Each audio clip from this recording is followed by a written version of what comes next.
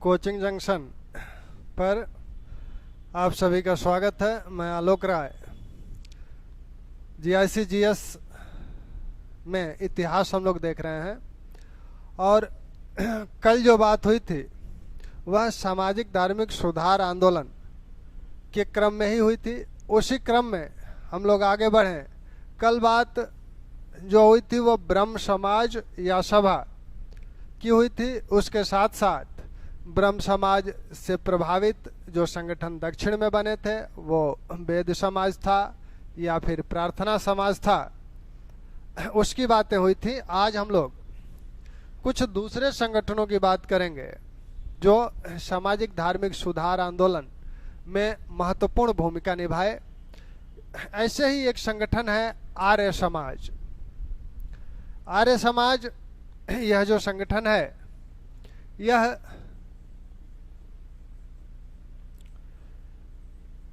स्थापित किया गया आपके दयानंद सरस्वती द्वारा। तो संस्थापक इसके हैं दयानंद सरस्वती।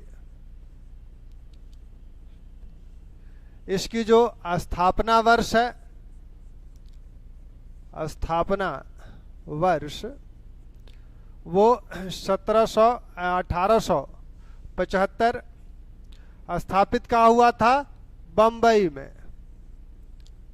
बम्बई में यह स्थापित हुआ, लेकिन 2 वर्ष पश्चात ही इसका मुख्यालय 1877 में इसका मुख्यालय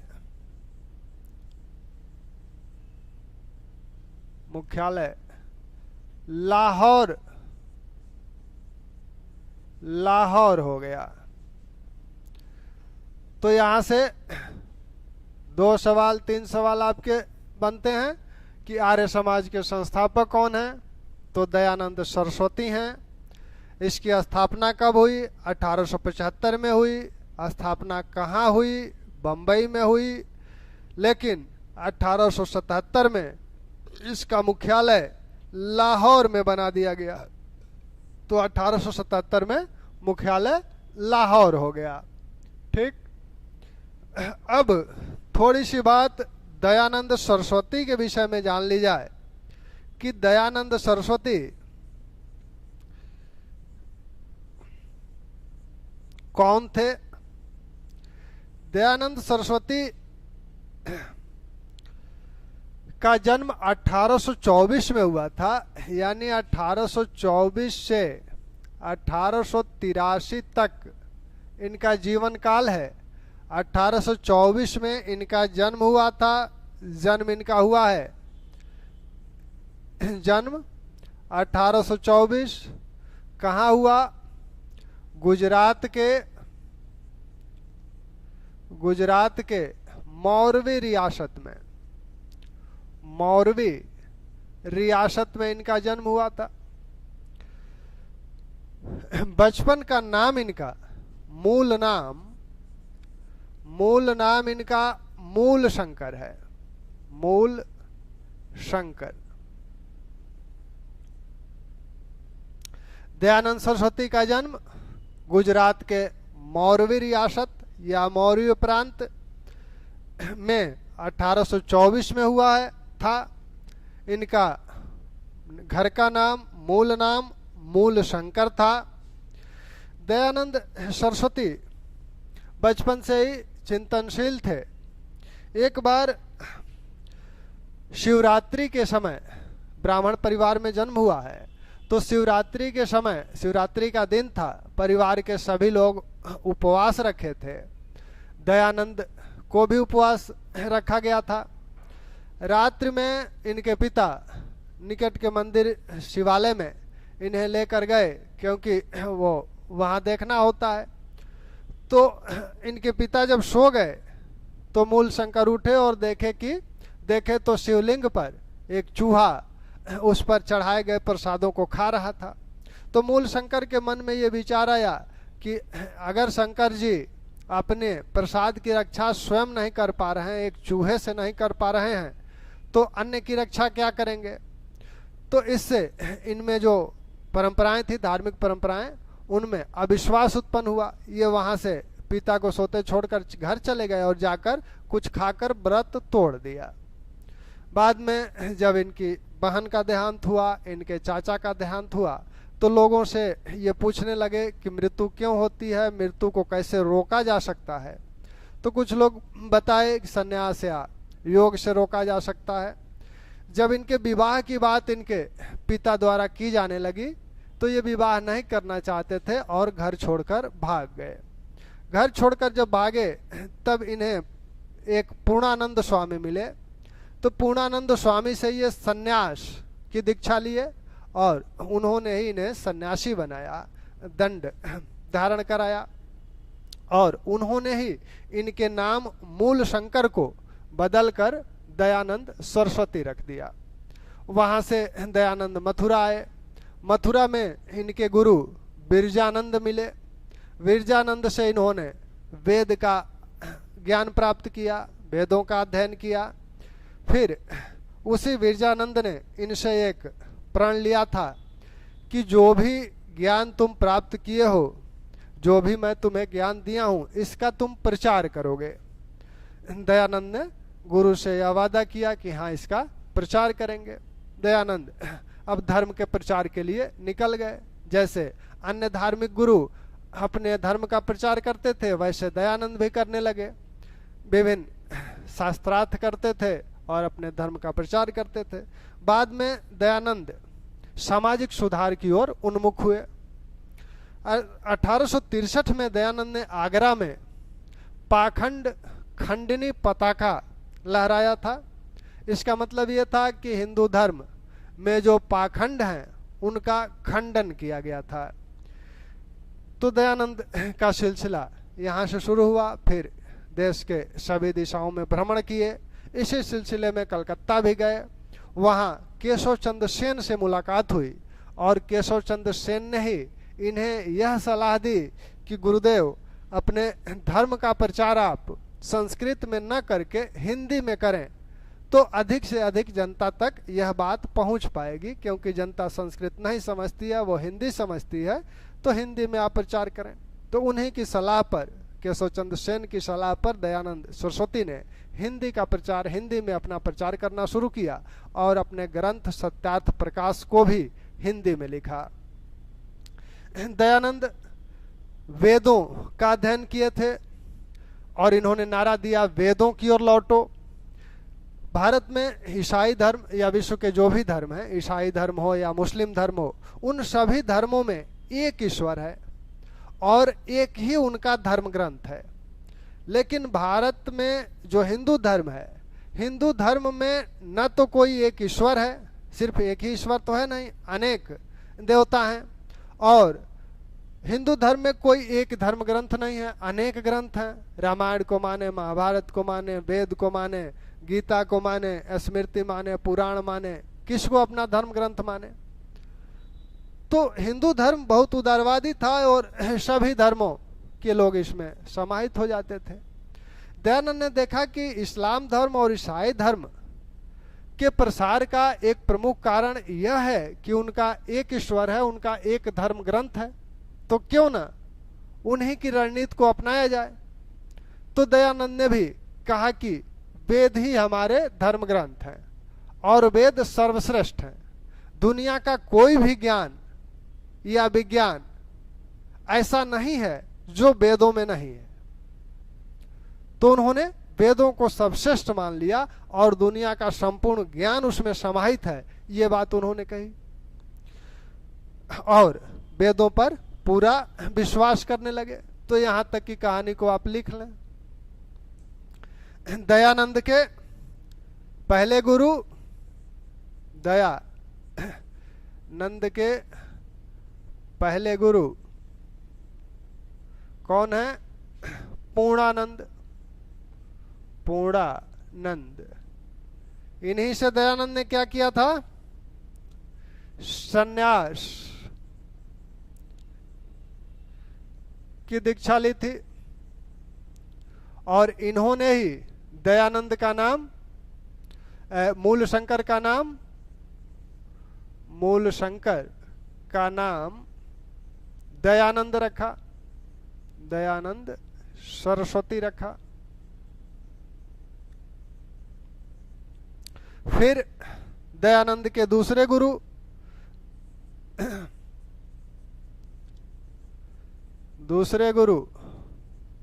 कहाँ मिले? दूसरे गुरु आपके विरजानंद हैं। ये कहाँ मिले थे? ये मिले मथुरा में, ये मथुरा में मिले। और इनसे दयानंद ने क्या सीखा? इन्हीं से दयानंद ने वेदों की शिक्षा ग्रहण की।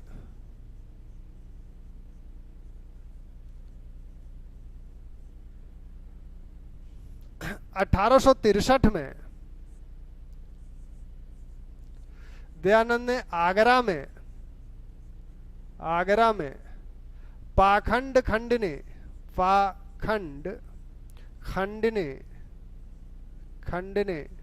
पताका लहराया। ठीक। केशव चंद्र सेन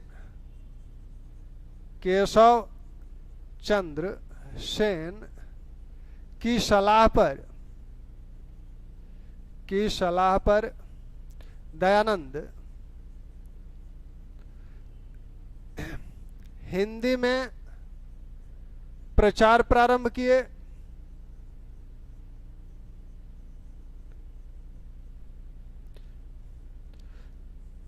अपने ग्रंथ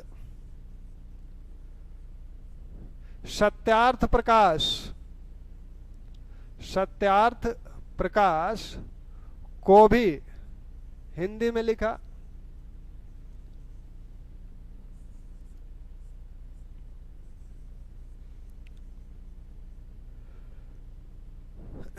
अब दयानंद वेदों की बात करते हैं, वेदों में विश्वास करते हैं, वो भी अटूट विश्वास।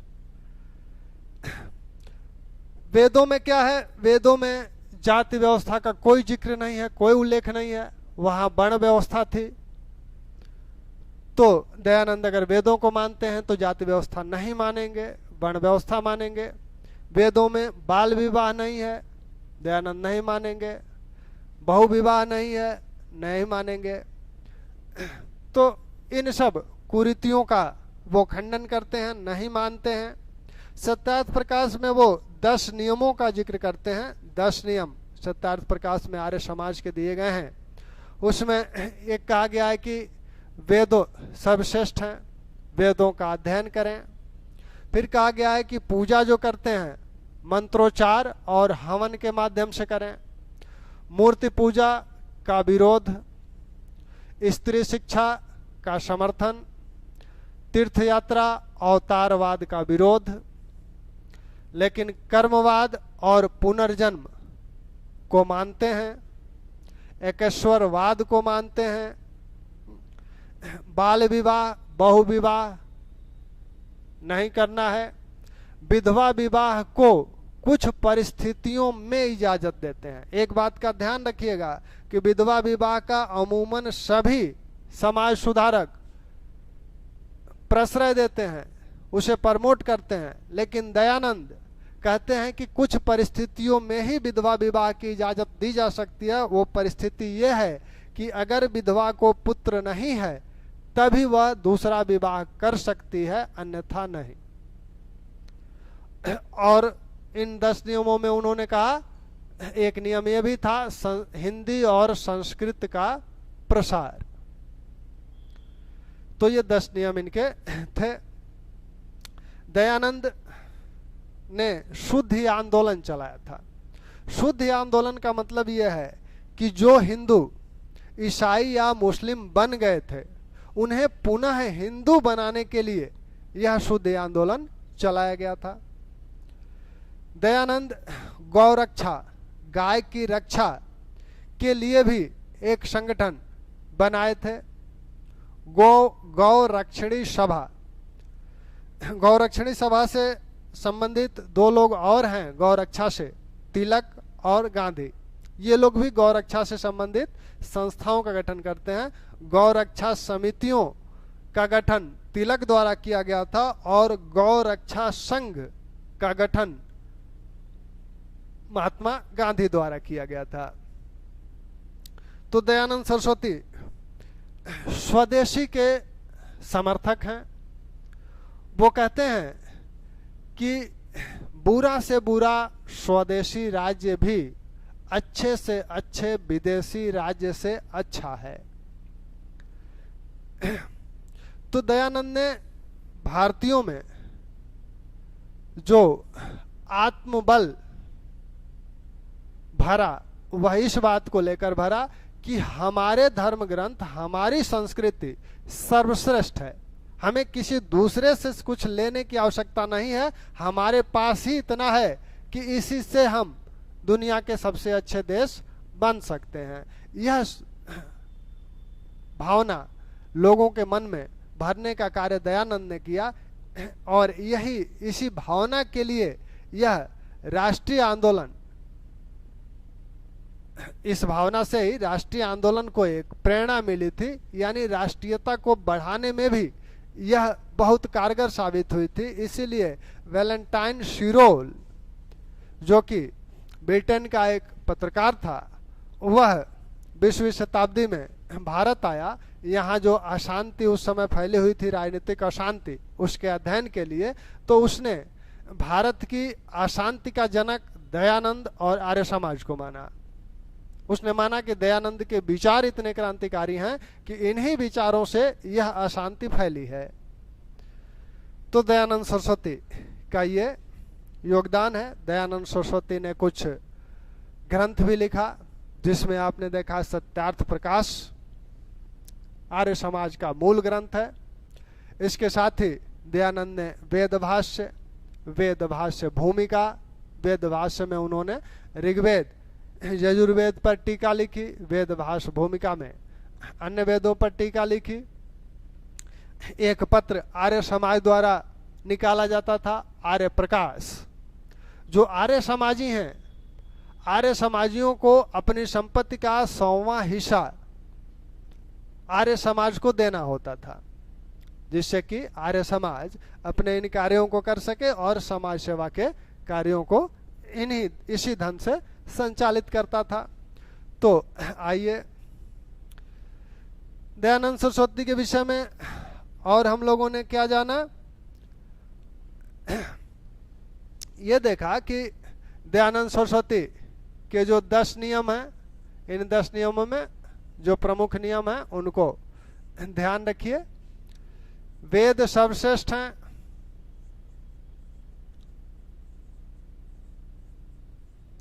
इनका अध्ययन करें। अब ये नहीं कि बायोलॉजी वगैरह छोड़ के वेद के अध्ययन में जुट जाओ। जीआईसी के बाद इसका अध्ययन करें, पहले जीआईसी कर लें। फिर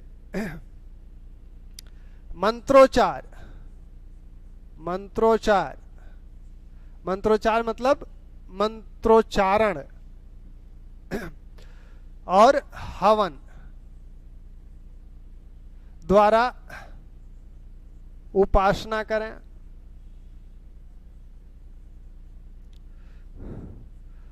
मूर्ति पूजा का खंडन,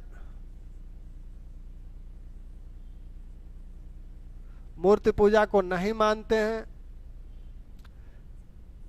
एकेश्वरवाद, एक ही देवता है और वह क्या है, निराकार।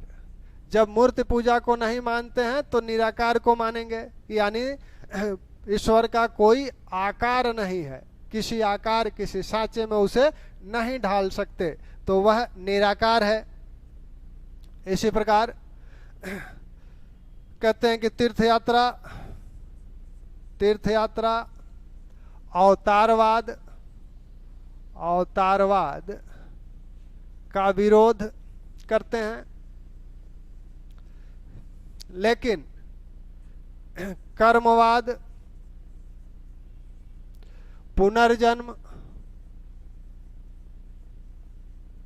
यानी आत्मा का आवागमन, आत्मा का आवागमन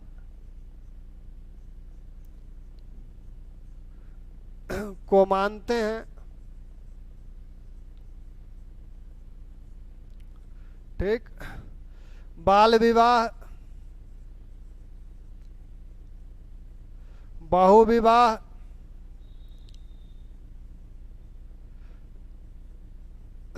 का विरोध करते हैं।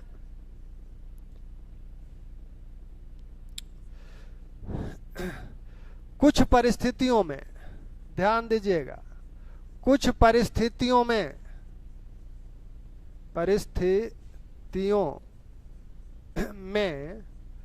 विधवा विवाह की अनुमति देते हैं, विधवा विवाह की अनुमति देते हैं।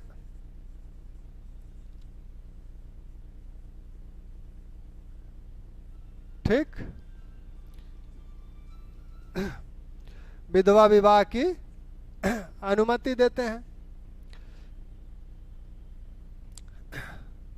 हिंदी और संस्कृत का प्रसार, तो ये दयानंद के कुछ नियम हैं। दयानंद के अन्य जो विचार हैं, उन विचारों को भी अगर देखें तो दयानंद के अन्य विचार अंतरजातीय विवाह, अंतरजातीय विवाह के समर्थक हैं। ठीक। जाति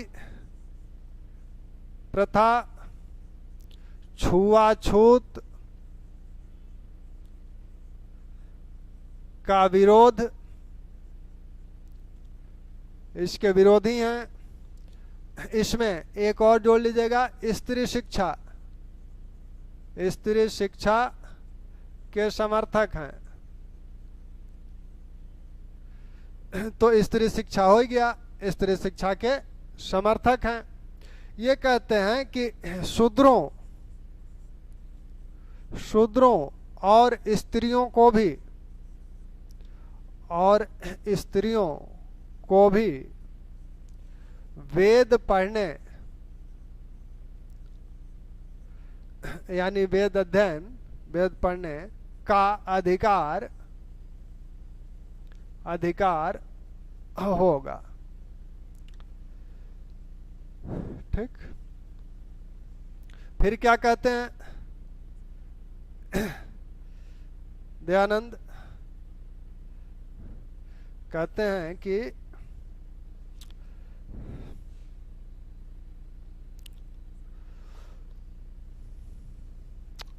जो स्वदेशी के समर्थक हैं,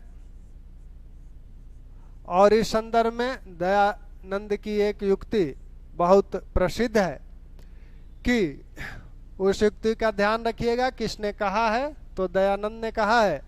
वह युक्ति क्या है? युक्ति यह है कि बुरा से बुरा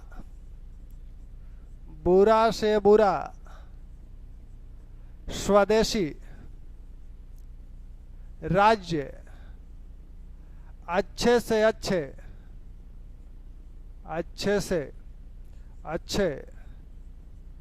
विदेशी राज्य से अच्छा होता है। ठीक। तो बुरा से बुरा स्वदेशी राज्य अच्छे से अच्छे विदेशी राज्य से अच्छा होता है। तो दयानंद के ये विचार हैं। दयानंद ने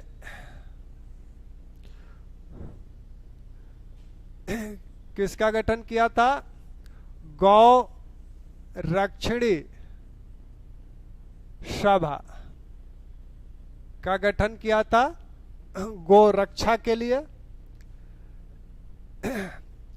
तिलक ने भी इसी प्रकार का एक संगठन बनाया था, ध्यान रखिएगा, गो रक्षा समितियां। ये तिलक सभा, गौरक्षणी सभा किसकी है? दयानंद की है। और समितियां तिलक की है। गांधी जी ने क्या बनाया था? गो रक्षा संघ। तो इन तीनों को ध्यान रखिएगा, कभी मिलवा सकते हैं या अलग से पूछ लें।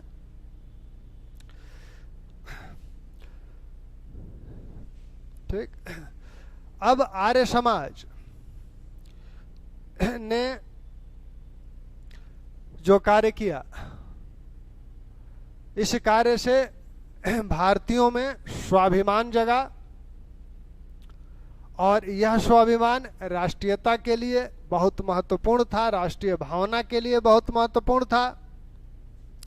तो दयानंद सरस्वती ने जो अन्य कार्य किए थे, वेलेंटाइन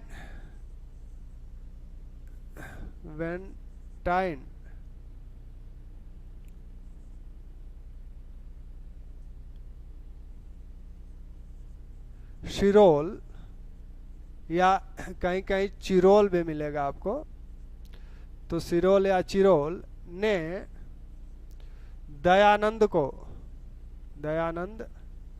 आर्य समाज को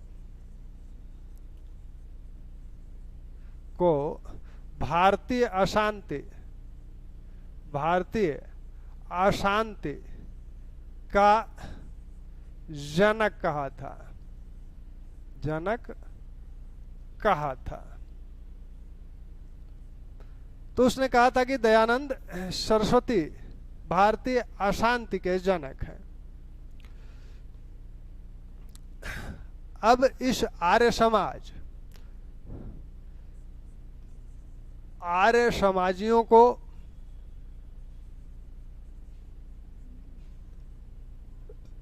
अपनी संपत्ति का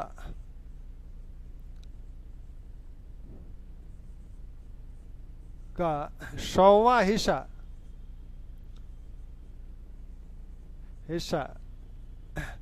आर्य समाज को देना होता था।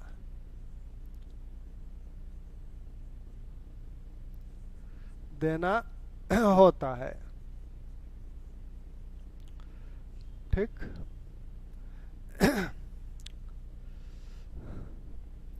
आर्य समाज में दयानंद के जो ग्रंथ हैं,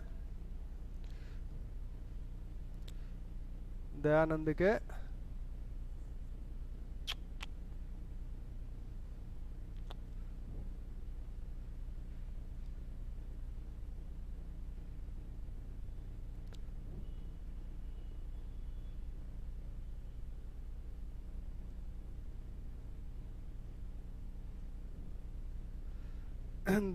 के ग्रंथ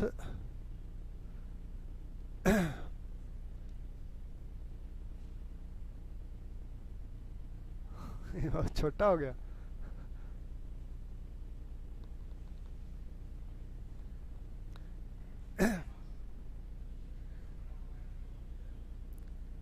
ये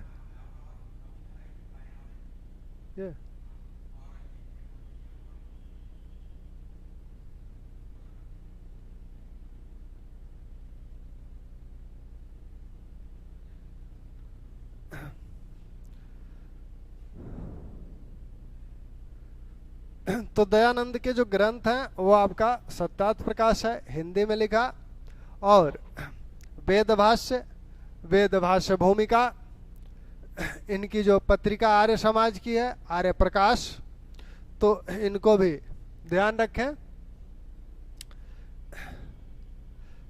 दयानंद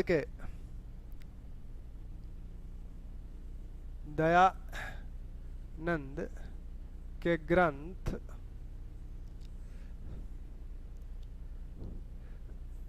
सत्यार्थ प्रकाश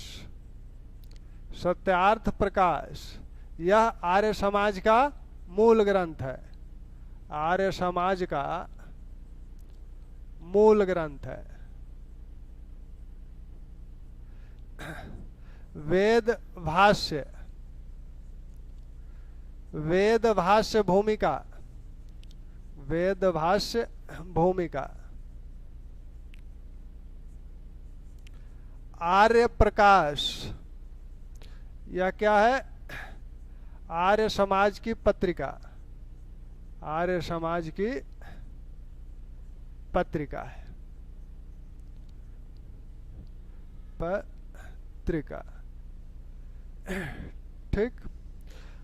अब डीएवी स्कूल आप देखते हैं तो डीएवी स्कूलों की स्थापना दयानंद के निधन के पश्चात हुई। दयानंद का निधन 1883 में, 1883 में अजमेर में, अजमेर में इनका निधन हो गया।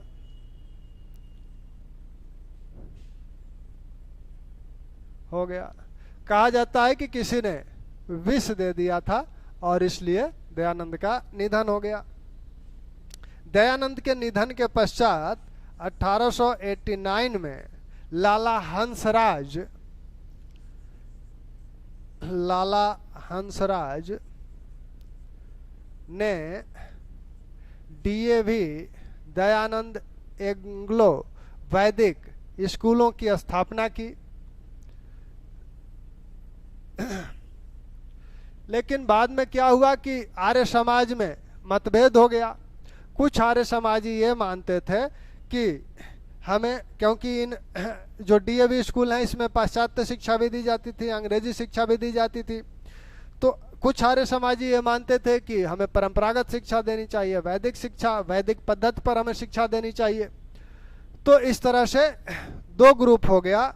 1902 में स्वामी श्रद्धानंद ने, 1902 में स्वामी श्रद्धानंद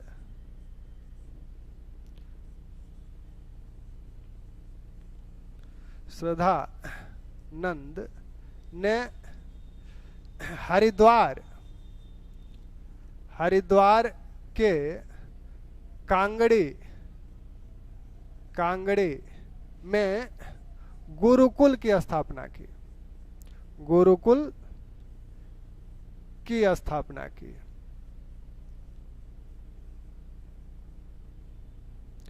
गुरुकुल की स्थापना की।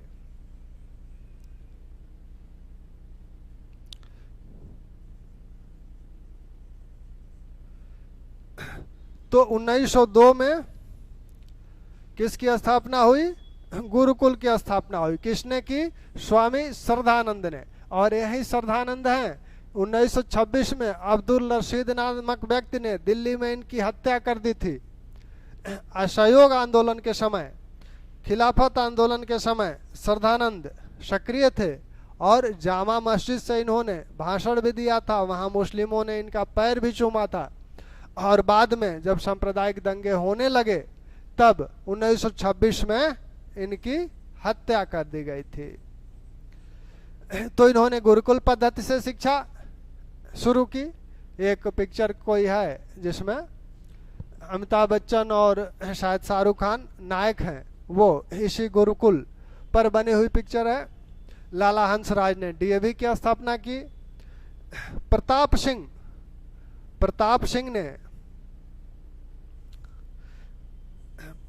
सिंह के प्रयत्नों से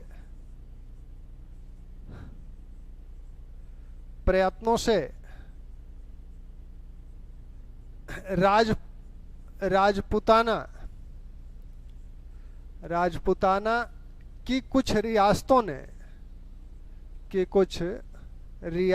ने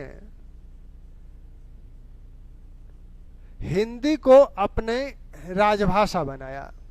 रियासतों ने हिंदी को अपनी राजभाषा बनाया, हिंदी को अपनी राजभाषा बनाया। दयानंद क्या है? दयानंद हिंदी को राष्ट्रीय भाषा बनाने के पक्षधर थे, राष्ट्रीय भाषा बनाने के पक्षधर थे। तो इसी सिलसिले में प्रताप सिंह ने यह काम किया था। तो ये आपका आर्य समाज हुआ। अब दूसरा एक संगठन जो कि बड़ा महत्वपूर्ण संगठन है वो है रामकृष्ण मिशन। रामकृष्ण मिशन की स्थापना 1897 में विवेकानंद ने की थी और 1899 में रामकृष्ण मठ को स्थापित किया गया कलकत्ता के बेलूर में। तो 1897 में रामकृष्ण मिशन की स्थापना हुई। संस्थापक हैं विवेकानंद। इनके जो गुरु थे रामकृष्ण परमहंस, उन्हीं के सिद्धांतों को विवेकानंद मानते हैं। रामकृष्ण परमहंस का जन्म 1836 में हुआ था। 36 से 66 तक वो जीवित रहे, 30 वर्ष। रामकृष्ण परमहंस 17 वर्ष की अवस्था में कलकत्ता से 5 मील दूरी पर एक गंगा किनारे एक मंदिर था जिसे दक्षिणेश्वर काली मंदिर कहा जाता है। उस दक्षिणेश्वर काली मंदिर के वो पुजारी बन गए। किसी रासमणि नामक महिला ने इस मंदिर का निर्माण कराया था। जब रामकृष्ण परमहंस उसके पुजारी बने तो ये देवी की जो मूर्ति थी उसको मूर्ति न मानकर बिल्कुल देवी मानने लगे और देवी देवी कहते हुए ऐसे देवी का रट लगाए रहते थे। बाद में कुछ दिनों के बाद घर गए तो इनका विवाह कर दिया गया एक अल्पायु बालिका से, श्रद्धामणि से। श्रद्धामणि कुछ दिनों के बाद मंदिर पे ही आके रहने लगी। उन्हें भी रामकृष्ण देवी का रूप ही दे दिए, उन्हें भी देवी मानने लगे। पूरे जीवन श्रद्धामणि रामकृष्ण के साथ रही। रामकृष्ण परमहंस ने तंत्र विद्या भी सीखी। भैरवी नामक एक महिला तांत्रिक से उन्होंने तंत्र विद्या सीखी। तोतापुरी से उन्होंने योग विद्या सीखी। और तोतापुरी तो कहते हैं कि जो जिस साधना को हम आज तक नहीं कर पाए उसे रामकृष्ण तुरंत कर लिया। रामकृष्ण का यह मानना था कि हमें ईश्वर के सभी रूपों का दर्शन करना है। वो देवी का दर्शन किए, फिर उन्हें लगा कि ईसा मसीह का दर्शन करना चाहिए तो ईसा मसीह का भी दर्शन किए। अल्लाह का दर्शन, अल्लाह का भी दर्शन किए। यानी ईश्वर के सभी रूपों का उन्होंने दर्शन किया। उनका मानना था कि आत्मा परमात्मा का अंश है। आत्मा परमात्मा का अंश है। जब आत्मा परमात्मा का अंश है तो मानव एक तरह से परमात्मा का ही रूप है। तो रामकृष्ण मिशन में जो सेवा भाव आता है वह सेवा भाव इस प्रकार है कि किसी को आप दान दे रहे हो तो दान देने वाला एक तरह से जिसको दान देता है उस पर उपकार करता है। यह उपकार की भावना होती है, सेवा की भावना नहीं है, बराबरी का भाव नहीं है।